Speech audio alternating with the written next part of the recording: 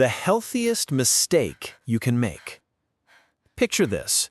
You just finished a hard workout. You're exhausted, drenched in sweat, and your mouth feels like sandpaper. So you do what everyone tells you to do. You drink water. A lot of water. Fast. Because it's water. It's supposed to help you. It's the healthiest decision you can make, right? Except this time, it isn't. Because over the next hour, the safest thing in your bottle is going to start shutting your brain down. Not with poison, not with sugar, not with some weird chemical, with water.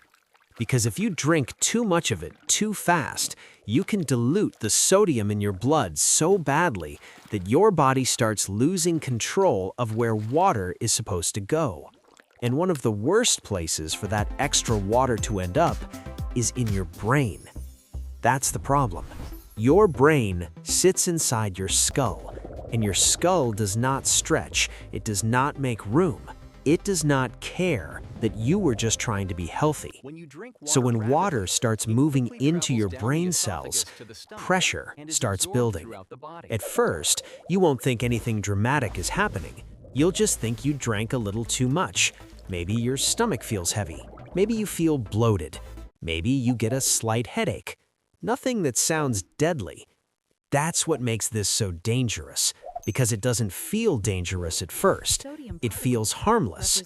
It feels like the kind of mistake no one would even call a mistake. You weren't trying to get drunk. You weren't taking drugs. You weren't doing something reckless on purpose. You were hydrating. And if you keep going, your body is about to remind you that even the healthiest thing in the world can turn dangerous when you stop respecting balance. So what does it actually feel like when too much water starts shutting your body down? Let's go step by step. At first, you feel better. That's the trap. Your throat isn't dry anymore. Your body cools down.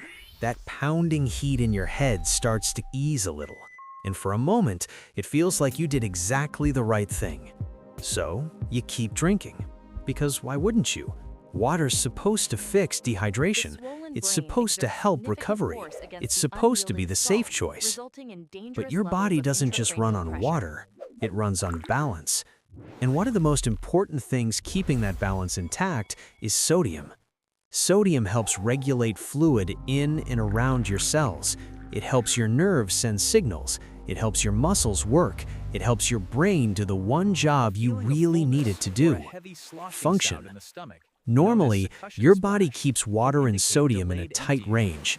But when you dump too much water into your system too quickly, especially after sweating, you start diluting the sodium in your blood. And that changes everything. Because once sodium drops low enough, water starts moving into your cells. Not out of them, into them. And most cells can't handle that badly. Your brain handles it worst, because your brain is stuck inside a skull with nowhere to expand.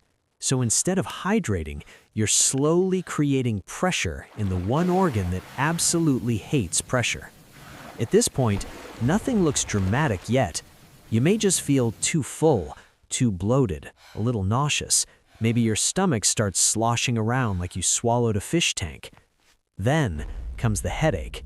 Not a normal headache, not a maybe I need food headache, a heavier one, a dull pressure building behind your eyes. You probably don't think, wow, I may be diluting my blood chemistry and stressing my brain. No, you think, I'm probably just tired.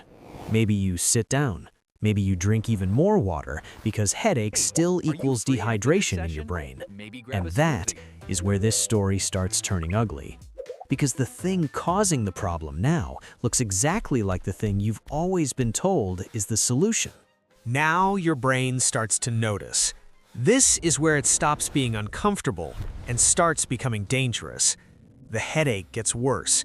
Your stomach feels heavier. The nausea climbs. Now your body doesn't feel refreshed anymore. It feels wrong. You may feel weak, not tired in a normal way. Weak in a strange, heavy, unsteady way. Your legs don't feel as solid. Your focus starts slipping. You may try to brush it off, but your thoughts are getting slower. Someone asks if you're okay.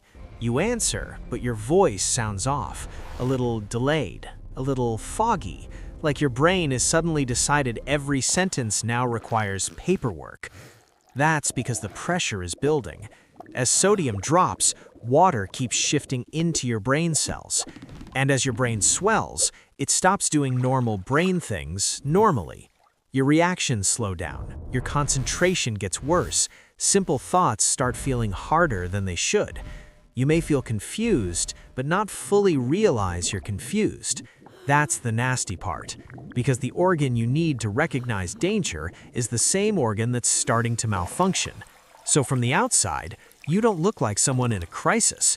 You look like someone who overdid a workout, someone overheated, someone who needs a snack, someone who should probably go home and rest.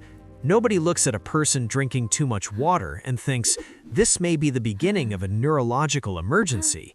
Because culturally, water is the good guy. Water is the healthy one, the clean one, the harmless one. And that's exactly why this hits so hard. You weren't being reckless. You were trying to be better. You were doing the responsible thing, and your body's about to punish you for doing a good thing with absolutely no dose, timing, or limits.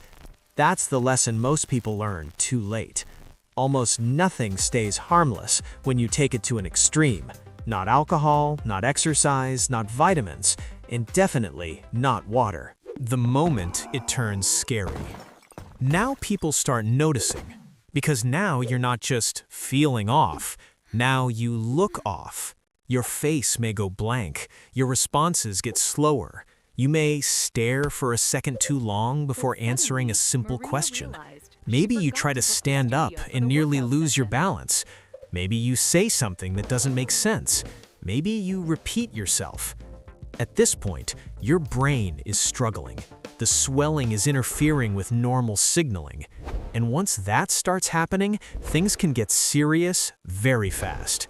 You may become confused, irritable, disoriented. You may not know exactly where you are. You may understand words, but feel weirdly disconnected from them. Like everything around you is happening half a second too late. Then your muscles may start reacting. A twitch in the hand, a jerk in the arm, a strange tightening in the jaw. Your body starts misfiring because your brain is no longer sending clean signals. And if this keeps progressing, seizures can happen. That's when this stops being a strange hydration mistake and becomes a real emergency. Not go lie down, not drink electrolytes later, not you'll be fine in an hour. Emergency. Because once your brain is swelling enough to affect consciousness, coordination, and electrical activity, you are way past the point of casual advice.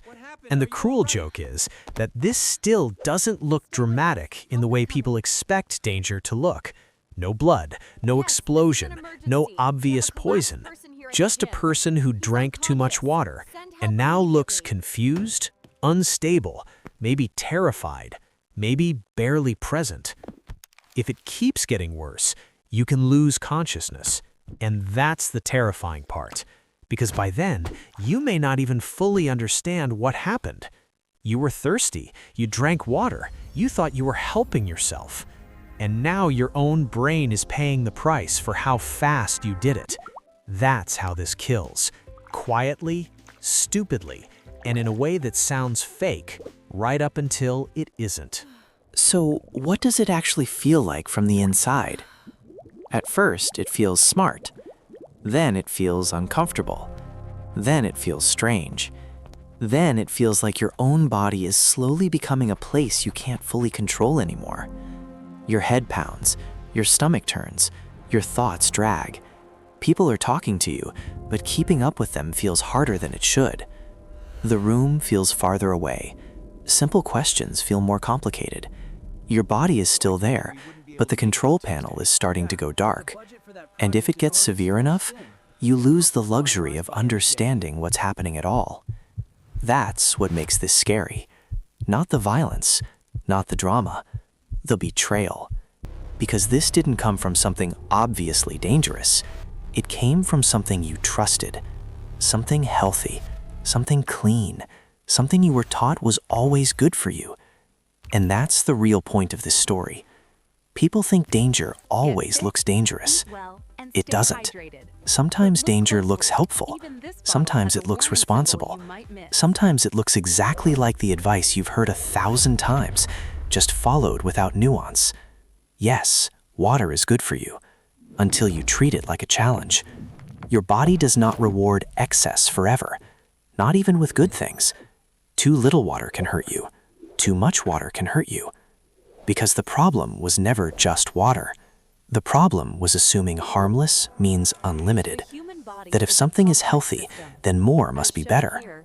That if something helps, then a lot of it must help more. That logic has ruined a lot of people. So yes, drink water, but respect it. Respect timing. Respect balance. Respect the fact that your body is chemistry, not motivation. Because the scariest things are not always the things with warning labels. Sometimes they're the things you trusted so much, you never imagined they could hurt you. You thought water couldn't kill you. That's exactly why you never saw it coming.